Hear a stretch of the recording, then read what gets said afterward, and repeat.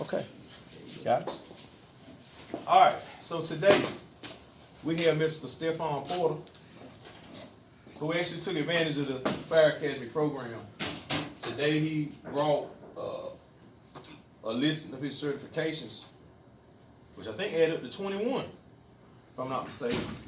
So he actually received the credentials, certification, NFPA 1001, 2013 edition, which is Firefighter 1 and 2. At this time, I'm going to turn the floor over to him to explain the importance of this program and how beneficial it is to his success in life. I'm going to tell you how Chief told me when I first started. He said... Speak up loud. Oh. I'm going to tell you how Chief told me when I first started. He said, this is a man's job, not just you graduate and you become one. If you don't got the heart to save your life for nobody else, don't do the job at all. Cabrera, Paulette, they all know that. Like, if you scared to get burned or scared to see a flame in your face, not the job for you. But if you hard, you really, like, it's not, how can I say this? It's not a hard job, but you got to risk your life for it all. Because you could die yourself. So you got to make sure you get in and out quick enough. What? You have to be dedicated. Like you said, it's a profession and it's also a lifestyle. When you're not in a position to take care of yourself, how can you take care of someone else? That's why it's of utmost importance to pay attention. This program was brought specifically to Goldsboro High School for the simple fact of diversifying and educating inner city children on the fire service. If I were to ask you to raise your hand, anybody in this classroom who personally can say they know a fireman in their family, how many hands do I have up? Out of a class of 20 students, I have one person. Okay. So that speaks volumes in the need of this program being at this school. I know a lot of y'all didn't want to be firemen. Mr. Polak didn't want to be a fireman. I went to college to be what? A lawyer. So those of you that paid attention, I went to North Carolina Central University, one of the best law schools in North Carolina. However, Mr. Polak did not complete college. Later went into the Marine Corps, came back home, and became a fireman. Did the job for 19 years, shy of 1 month. Well, actually 18 days of being 19 years. Came, started working here because of the passion for the job. Now, fireman only works on our schedule in Goldsboro 9 days a month. So I traded in 9 days a month for 20 days a month. Sounds crazy, right? And trust me, it's not just because of the pay, because of the passion. To say I don't get excited when I hear a siren ride by my house would be a lie, because I do still get excitement. However, my excitement is even stronger when I can look in your faces and see the outcome. If there be one that take on this task, I'm pleased. However, I would like to see more than one. Because what will happen is there are children in the county who have been exposed to this program, who've been privy to have fathers, grandparents, uncles, in some cases aunts, that have been in the fire service. But we don't have that luxury in the inner city because, for one, in order to be a part of a volunteer department, you have to live in a proximity. Move that chair, baby. We don't charge phones no more. No, ma'am.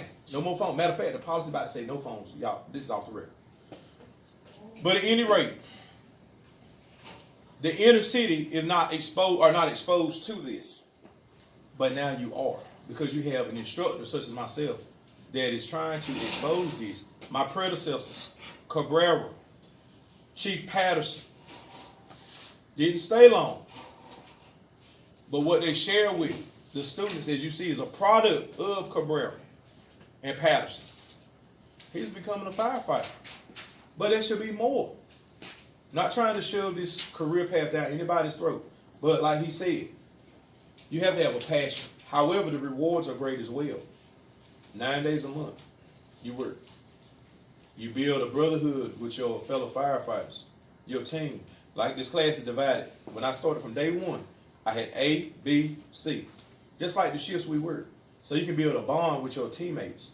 See, it's not about talking and getting confused or lack of paying attention. Now, the test y'all took yesterday, very disheartening to me to see the lack of knowledge.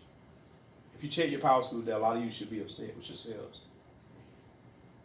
Your grades should have dropped about 10 points on average, a lot of y'all.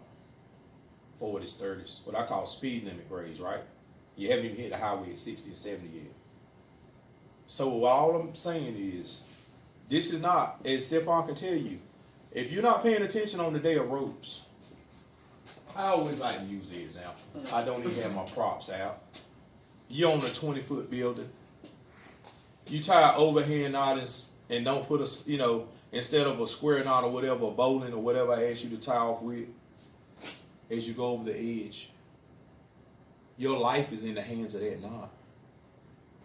If you don't tie it correctly,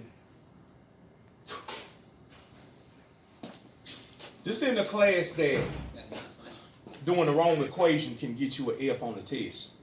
He can tell you, when you go over the edge and gravity is against you, the only thing between you, God, and gravity is that knot. And if it's tied in correctly, you're gone, son. It's not a cartoon where you bounce back.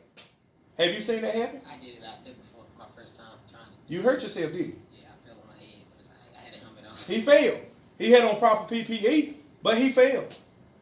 And he loves the class. Now, think about the ones that don't even pay attention at all. It could be you.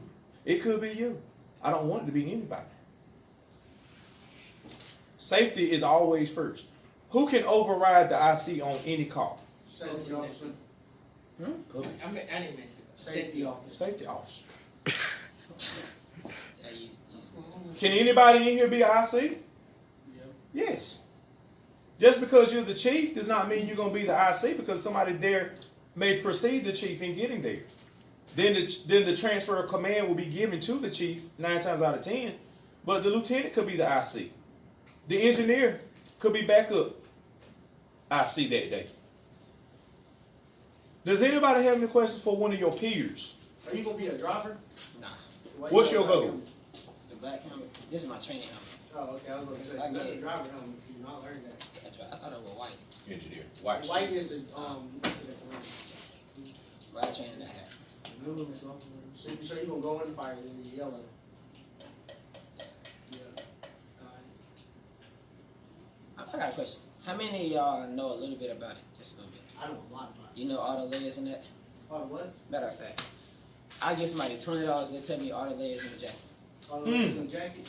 All the layers in the jacket. This should be easy, yo. You got the first layer, the second layer, and third layer. Name it.